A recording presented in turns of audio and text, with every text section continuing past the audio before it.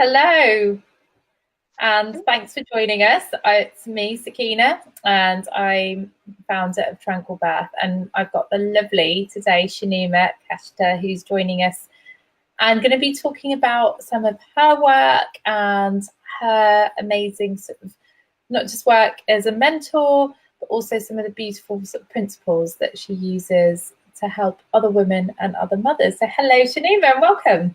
Hello, thank you for having me. Thanks so much for being on. So I'm just going to give you a moment to talk a little bit about what you do and introduce yourself, because I know you are a multi-talented lady. Yes, thank you. First of all, I am a mum of 4 wonderful beings. My eldest turned 15 yesterday. That still feels on the 16th.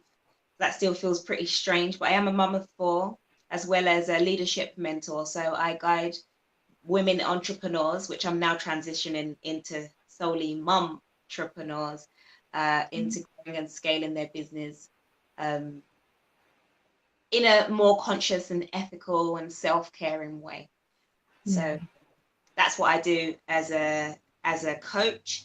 But I also run an organization called Kashta Universal with my husband. That's in leadership training, ethical business, corporate well-being and things like that, training. And we have a spiritual organization called the Universal Principles Spiritual Sanctuary, where we basically just teach universal principles or take the teachings of the principles that are found within all things. So throughout nature, science, philosophy, religion, we take out it's almost simplifying the principles that we find in all things and using them to help people to lead a more progressive and self-fulfilling life. That sounds so just lovely. Just hearing you talk about that, it just sounds so beautiful. And how did you come about this? Like, how did you get to this space? Because I've been lucky enough to hear you talk a little bit about your journey before, and it's really inspiring, actually. Really, really inspiring. And you happy just to share a little bit about that? Yeah, sure. It's been very multi-layered. When you ask that, I think, where do I come from? Because all roads kind of have led to this point organically and just really have emerged here. It wasn't really planned. Even in meeting my husband, he used to be a philosophy teacher. He used to teach ancient African philosophy, and I was just a student in his class.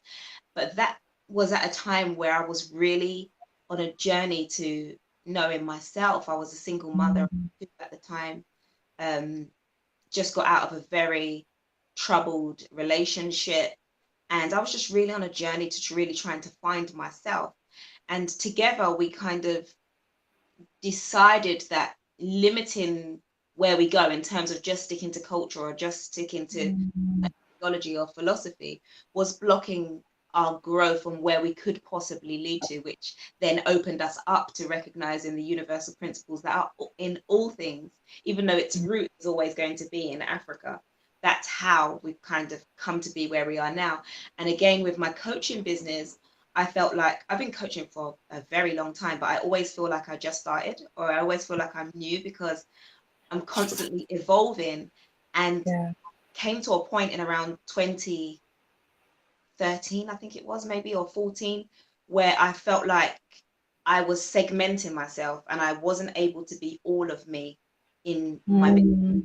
So I needed to find a way to be able to still be spiritual Shenuma, to still be mum Shenuma, to still be, the crazy rapping, hip hop loving, singing, dancing, poetic, writing, the creative side of myself. And so I found that in conscious leadership, I was able to be the whole entrepreneur and use that and use my life lessons. I do believe that everything that you go through is given to you for a reason so that you can connect empathetically with others. And so rather than kind of stuffing down my past and saying, yeah, it made me strong, it made me thicker skin, I was able to bring some of that stuff up and share it. So I'm able to be more open, able to be more understanding and empathetic with the women that I work with. And it's the best choice I ever made because it just makes it so much easier when you're being your whole self.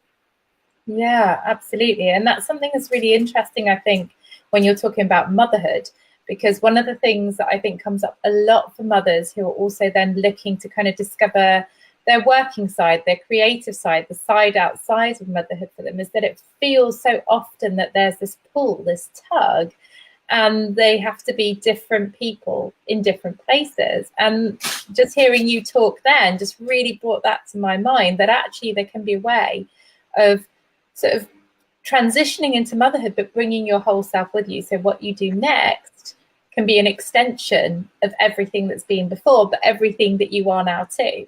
Exactly. You don't want motherhood to feel like a job. You know, like when you put children to bed, you don't want to feel like you've just gotten off the job and you're like, oh, back to work tomorrow. You want it to be a fluid sort of motion. And that's something, again, that I had to learn. I had my first child when I was 16. So I was still a child. I still had the desires of a teenager. I still wanted to kind of live my teenage life. But at the same time, I had a whole new life to be responsible for. Yeah. And worse than the judgment that was coming from outside was the judgment that I was doing to myself. So I had to find a way to kind of console my own inner child and let her know that she's still loved and she can still express herself. But there's a new little girl growing inside of me that needs me to be a little bit more mama for her. And so we can all exist at the same time. Inner child me, I can still be creative. Mature me, I can still be responsible and run a business and look after this new extension and offspring of myself and raise her in the best way I can. So it's a continuous learning. I think that's a really nice way that you've described it, that kind of fluidity, because I know particularly when I sort of transitioned into being a mum, that was something I really struggled with, was that fluidity. It was like, this was my job, and I would just be sometimes between 5 and 7, I'd be counting down the hours till my kids were in bed, and be like, okay, I can just be me again for like a couple of hours. And I think a lot of women who enter into that kind of motherhood experience that, and I think there is something quite often exhausting in that for us. So finding a way of having that fluidity, of having that extension, because so often when we start on that journey through pregnancy, that's what we anticipate, but the situation we find ourselves in feels quite different. And I think it's that kind of change in identity, isn't it, that you've described. What would you say is a good thing to consider, like a tip, or I don't know if the tip's the right word, but you know, like something that you feel that someone could consider if they're feeling that? What would you offer? I would say just to be honest with yourself and take the time to really like deeply listen, because I think sometimes as well, we, especially definitely in motherhood, but also as in business, as an entrepreneur, we, and as a woman, and you know, we tend to convince ourselves of what we want. We have to convince ourselves over a period of time because it leads to the best possible outcome. And sometimes if we just sit still enough to listen deeply to what we're actually saying, it's not what we've been convincing ourselves that we actually want. You might have put so much effort or energy, there might have been so much investment into this thing, and especially when the thing has distracted you away from your child, you're going to make it keep going. You're going to keep pouring into this thing that is not what you're supposed to be doing, or someone that you're spending too much time and energy on, and the flags show up, but you don't pay any attention to them because you've spent too much time, and now you've got to continue to see where it goes, or wherever it is, and just really take the time to listen to yourself and follow through with that. Follow your own heart and listen to yourself.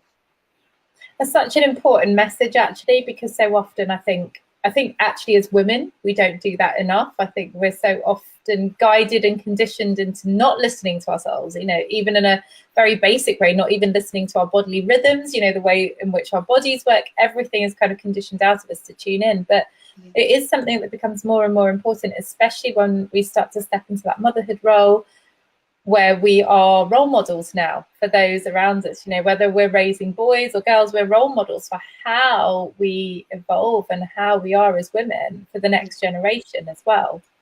Yeah. I mean, even with my daughters, since they were quite little, we have a thing called peace and space. And space is like a trigger word, or, you know, it's a key word where if there is not enough peace and space, all you have to do is say peace and space, and everyone will leave you. And it just allows us to not have those arguments, or to not feel that you're being imposed upon. Yeah. It lets them know that actually your time, your peace, and your space is sacred, and it is honored and respected by us. So, and they don't throw it out very often either, but you know that, so that you know that when they do, they need it. So they'll just say peace and space, and say, okay, and they can have that peace and space. And I learned that by accident. It was just because I needed it. I was like, peace and space, please. I've heard something similar on occasions. Please. But then she said it back to me once, and I thought, well, if you want her to honor your space, you're going to have to honor her space as well. I was getting on something about a bedroom or something like that, and she just said peace and space. I said, okay, so this is going to be a thing that we can have. We're not going to take advantage of it, but we're definitely going to know that your peace and space is valued, and hopefully that's something that they take with them into adulthood, into womanhood. Absolutely. And that's really precious, actually, because that's also about having personal boundaries. It's about knowing yourself and knowing how to replenish yourself. And these are all great things. And actually, you know, it's something I find as a woman, as a mother, and we all wear so many hats, that actually I love that, you know, the notion of just being able to say to my kids, actually, these are my needs, and I need to be able to have my needs met just as I will respect having your needs. And I think that's a really important thing to share for so many of us going through that. And I wanted to take a little bit of what you said a bit further and explore a bit more in how you transcend that then when you're looking at the work you do, because you are working with mompreneurs. And one of the things that, you know, I know when I started my business, and actually when I first met you, was that I totally loved what I did.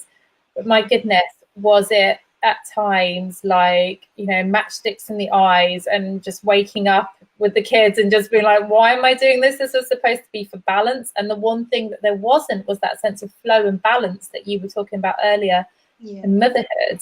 How does that kind of move over then into that space when you're also creating something as a mother, as a woman, as a life as well?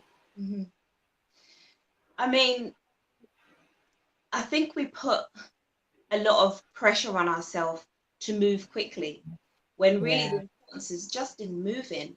I know that there are things that we have to pay bills, and we have to meet certain targets and stuff, but I think that in us trying to move quickly through what we're doing, we get less done.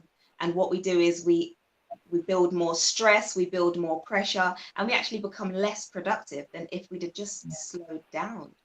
So like when we first spoke, and we spoke about the idea of the Village Baby Show, you done exactly the right thing in saying, I'm just going to give this a little bit more space. I need more, it needs more space so that it can grow organically. And that is the right thing to do. If you feel like you need to do that, take the time. Media especially puts us under a pressure to keep, you know, to be on the go. There's no race, there's no actual real competition. There's only one you in the world. So you need to move as fast or as slowly as you need to move, and not, you know, be caught up in the bells and whistles of moving fast. Because in moving slow, and in taking your time, and in fully understanding your own needs and the needs of your business or your workspace or whatever it is that you need, you're building a deeper and deeper and a more firmer foundation for it. So what it does, the more time you take, the more longevity you give it.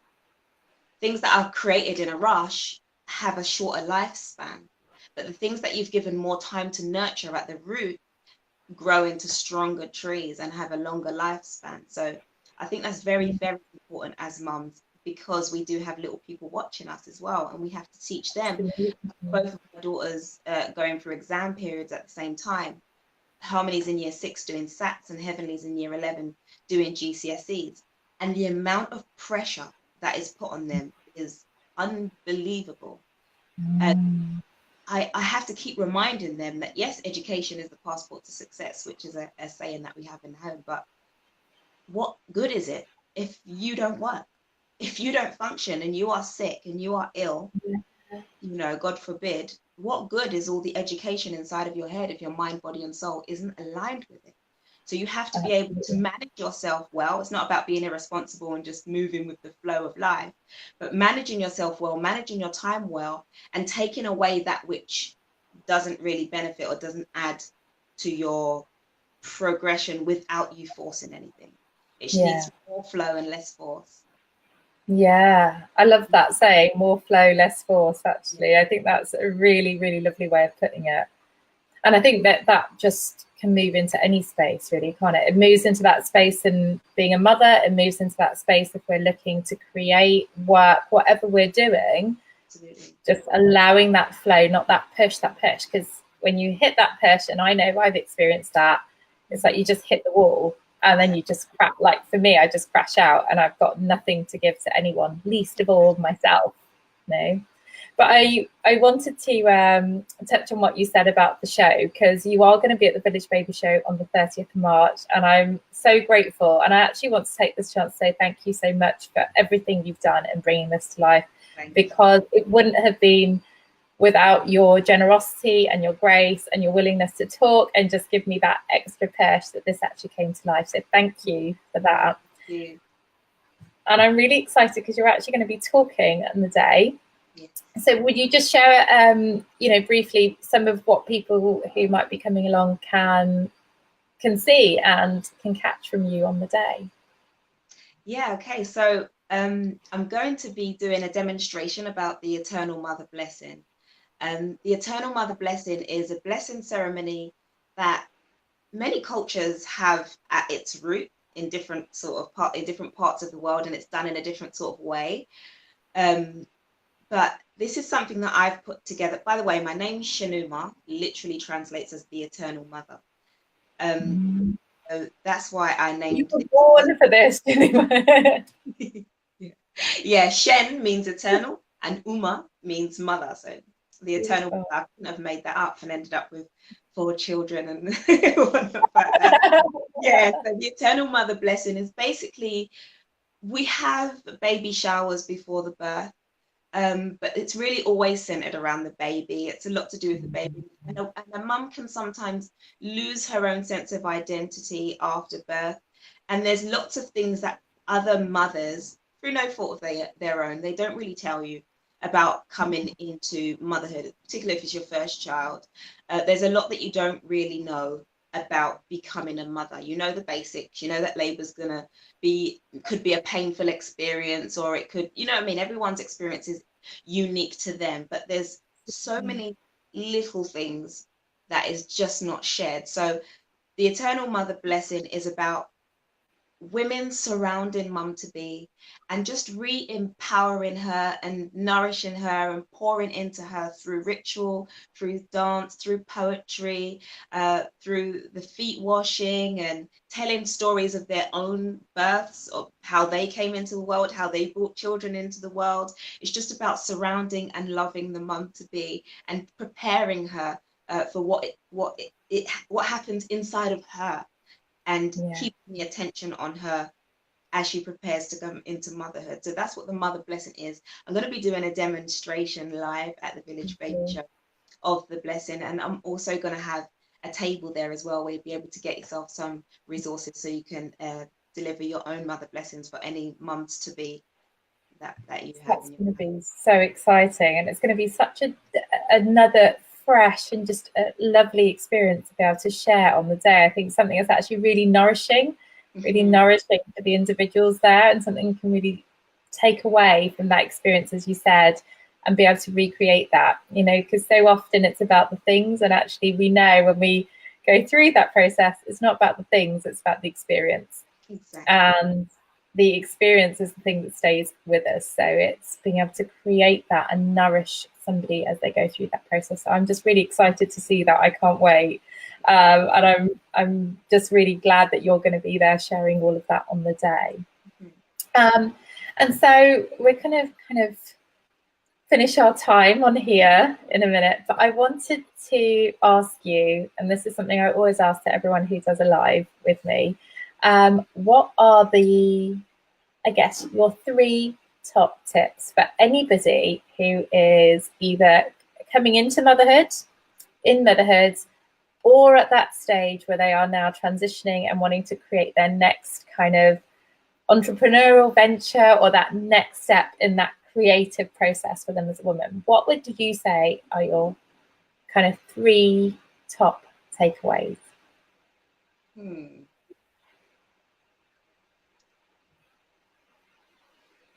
I would say for anyone coming into motherhood, you know what you're doing. Trust yourself, trust your body, trust your heart. You know what you're doing. And even if you feel like you don't know what you're doing, we're all winging it anyway. So just, we're all winging it. I would say, love yourself in excess. Love yourself ridiculously, heavily, and excessively at all times. Always just bring it back to yourself. I remember just quickly one time I was on the bus with my husband. I'll never forget this story. And I was telling him that I live for my children. I was like, are you crazy? I live for my children. And he said, no, you don't. You're not here to live for your children. I was like, are you mad? Yes, I am. I live for my children. What would I be without my children? I live for my children. He said to me, babe, no, you don't. And I had never even known that concept had never birthed inside of me. And I cried on the bus. An old man that was sitting in front of us, the elder turned around and said, he's right, you must listen to him. And I was crying on the bus. And I was like, I didn't. And that was a sort of a birthing point for me. I was like, oh, so what am I actually here for? And actually, I'm here for myself. There's an energy and there's a power that is wanting to be born and expressed through me as me. And I hadn't recognized that before because I was so busy being mum. So recognize the power in yourself and live through and for yourself. It's an amazing addition to you. It takes nothing away from everyone. It adds to everyone. And third and finally, I would say if you're in entrepreneurship or you're building a business, I'd say build a business around your actual life. So try to do whatever it is that you're impassioned about or whatever it is that you really, really care about. Align it with your actual life, your actual reality, something that's reflective. Even if it seems to be totally unrelated, you could be a car mechanic, it doesn't matter. Align it with your actual life and it would be so much easier. So those are my 3 tips. Can I just say how beautiful those were? And I'm really excited to share those. And this will be available on replay. So, you know, if people are catching up, they can leave comments and I'm going to tag you in so you can see them and respond. But each one of those things you said resonates so deeply, I know, to my journey, and just even thinking about those I know who've gone through the journey or going through the journey at the moment. I know that each one of those things you've just shared probably just rings so many bells in each one of us. So thank you. Thank you so much. It's like every time I talk to you, I walk away and I feel so inspired. Just everything about the things you share are honest and true and kind. So thank you so much for being on here tonight. I can't wait to see you on the 30th. And if people want to, I think they'll be right in the queue behind me in the excitement here, because I'm like, I'm waiting to do this. It's going to be an amazing day. And I do want to just say that I'm going to put your links below. So if people want to find out more about your work beforehand, or if they're not able to come along, they can still connect with you and also just ask you any questions or just find out more about the work that you're doing. So as I post this, I'm also going to post your links below so that you can check all those things out then too. Shenuma, thank you so much. Well, thank you so much for having me. Thank you. Have a lovely rest of the evening, and I look forward to seeing you, if not before, then definitely on the 30th. Definitely. I'll see you there. Thank you very much. Take care, everyone. Bye. Good night. Bye.